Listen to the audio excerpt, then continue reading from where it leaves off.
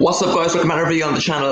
Yes, this is a West Ham kind of preview channel in general. We're going to preview some of the games in the Premier League this weekend until the new channel gets something running and then we move more content that's football related and not West Ham related onto that. So hope you're doing well, guys, and we're going to go straight into it today. So yeah, click like the video, subscribe for new and comment for any further video sessions, guys. As we head into a good Premier League weekend, we have watch-alongs this weekend, not just West Ham, but all sorts of football, including the 5:30 game tomorrow between Brighton and Watford. Not the best game, but you never know. On paper, it isn't played on. Remember that. But anyway, I expect a lot of goals. Last weekend, we saw a lot. This weekend, not as much, but I do expect goals in every game pretty much. Some high scoring, some low scoring. And let's start off with a high scoring one. First game, Saturday afternoon. It is Liverpool v Burnley at Anfield. And this is an Anfield, ladies and gentlemen, not just in Anfield. It's in Anfield with fans. This is a big game, I suppose. You know, Liverpool, what can you say? They played very well against Norwich. I thought first half, or until they got the first goal or two, they were a bit shaky. Norwich started playing well. You can expect that with crowds. Burnley, I didn't really watch them against Brighton. I saw the highlights. They looked good, but they huffed and puffed, and they didn't really. They were out steaming. And then you wouldn't say, you say on paper, Burnley, if they can't beat Brighton at home, you don't give them even half a chance to wait to Liverpool to get anything. You wouldn't expect them to score, and that's exactly what I've gone. I've gone 3-0 Liverpool. We'll put it up there on the screen. I've gone with Salah scored twice. Again, I think Jota will score once.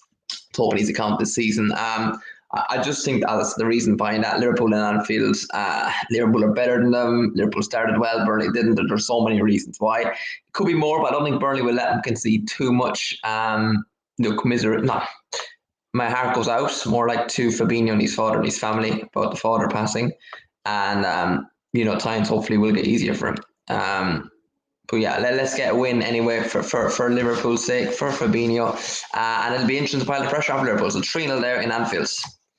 But that'll kick off the day on Saturday. And to keep it going, another clean sheet, another big victory. See, 4-0 over Norwich. Look, they're winning. I know Norwich beat them when Norwich were at home last time in September, 2 years ago in the league. There was fans that day, but City is home this day. What can you say? It could be anyone. I don't know who's playing. I think Grealish can have a really good home debut for City in the league. I don't think it's going to be for goals, though. I think it'll be remembered for assists. I think he'll get 2 or 3, maybe hat-trick assists. I think Mahrez will get 2. I think he'll caught inside the Norwich defenders and they won't know how to play against it. I think very underrated player. Diaz, I think he's going to get a score from a header or something from a corner or across. And Sterling, I think he's going to, on a good European campaign with England in summer. I think he's going to start off the Premier League one in good fashion as well to round it off. 4-0 City to beat Norwich. If Norwich score fair play to them, but the way I think is if you're going to put €100 on them in a bet, you're not putting Norwich to score. So why would I put them to score now? But anyway, that's that there. 4-0 City, easily done. Could be more, but I think Norwich will hold out. I think City aren't hitting form yet. Now, it's never a good thing when you play City after losing the game because they're going to be angry and ready to win.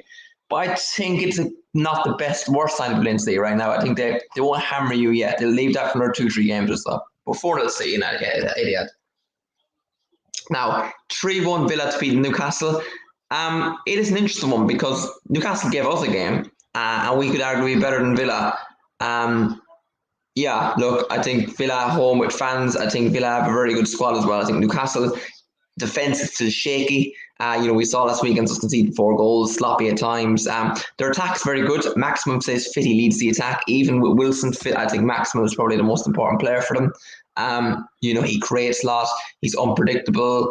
He brings a sense of fear and intensity into the opposition team. But I think we Newcastle away and he deflated after last week. I think Villa will want to bounce back with fans. I think Bailey will get his start off well. Ings will gel in and get another goal, normal goal this time, not a penalty goal. And Douglas Luiz, I think, will get a screamer. Maximum to get the consolation from Newcastle. But I think it won't be like 3-0 and goes 3-1. I think it'll be 2-0, then 2-1, and then it'll end up being 3-1 Villa. But yeah, Villa to win 3-1. Let me know what you think about that. Next game now is Leeds against Everton. I've gone for 2 all year, probably game of the weekend.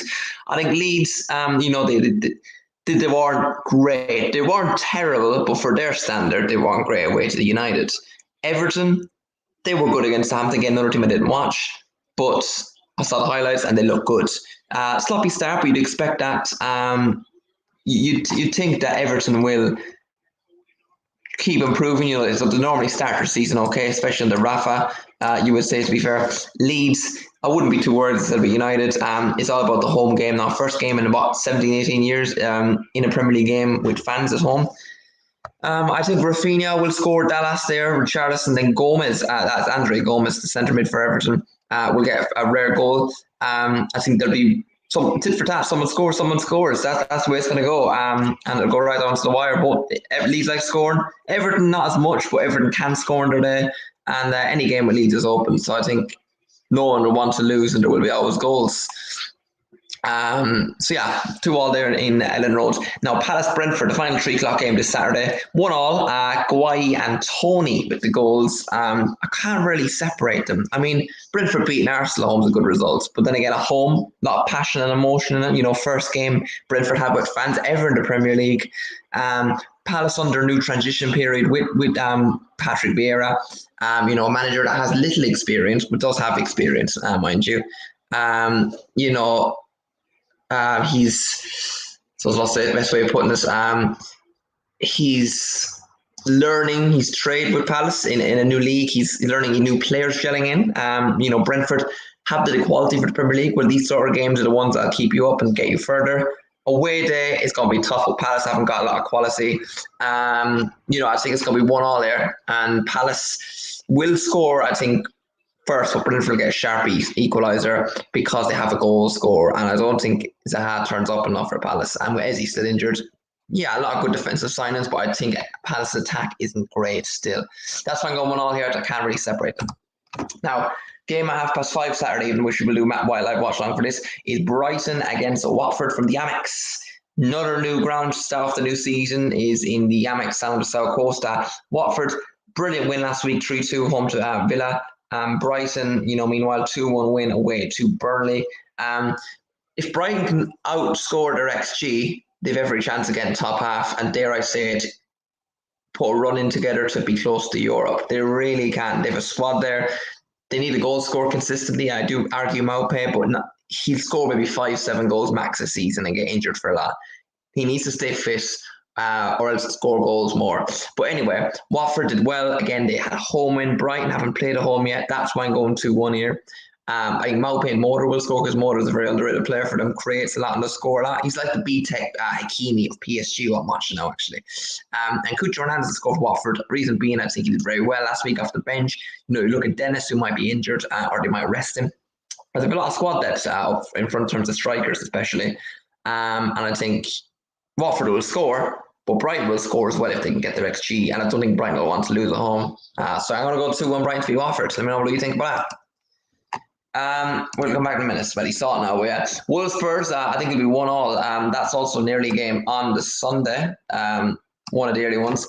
I think Jimenez will score for Wolves, and I think they'll take a surprise lead, actually. I think, you know, we've been hearing about him this week, how he nearly died, you know, God forbid, the pitch after getting his head hit with David Luiz.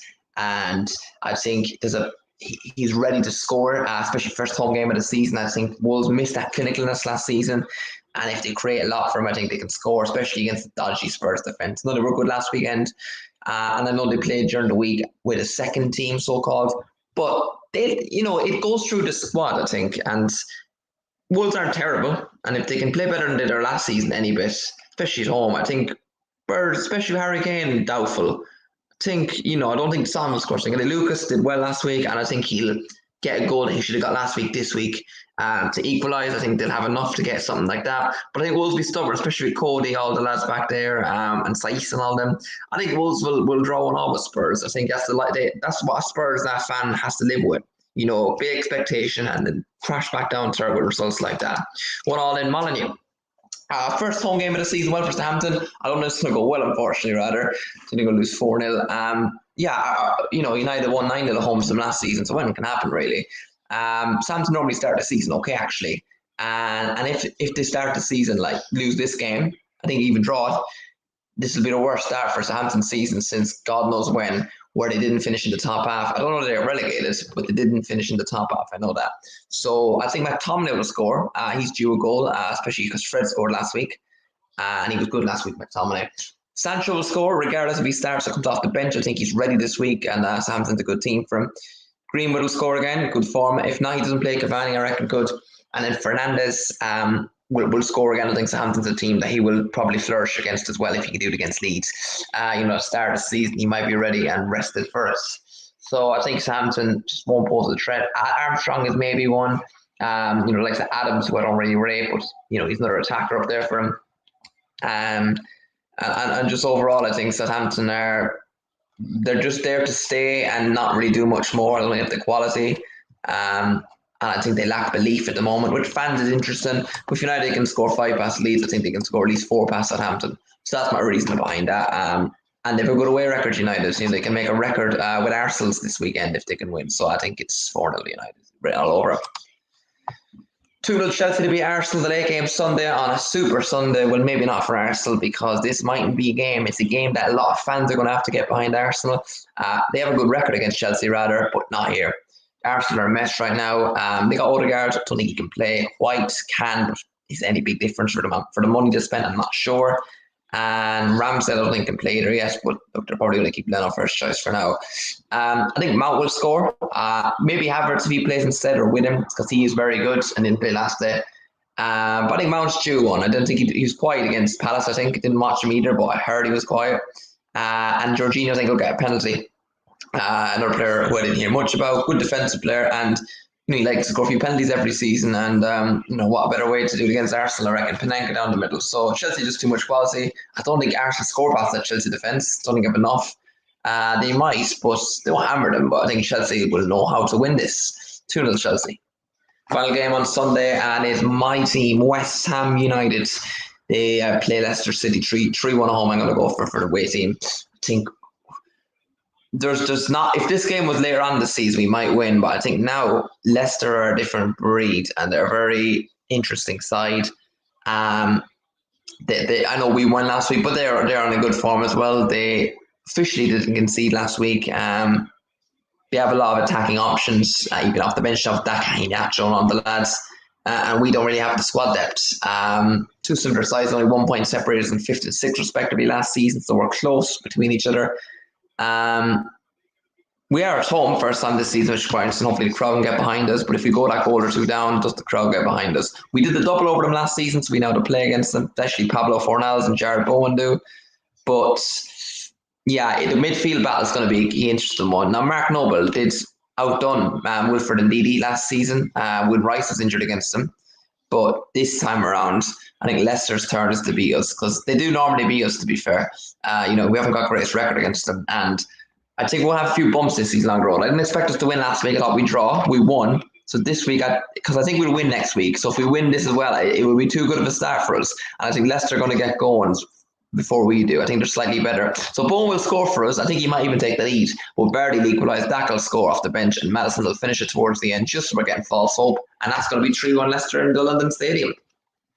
So that's my score, guys, this week. Let me know what you think.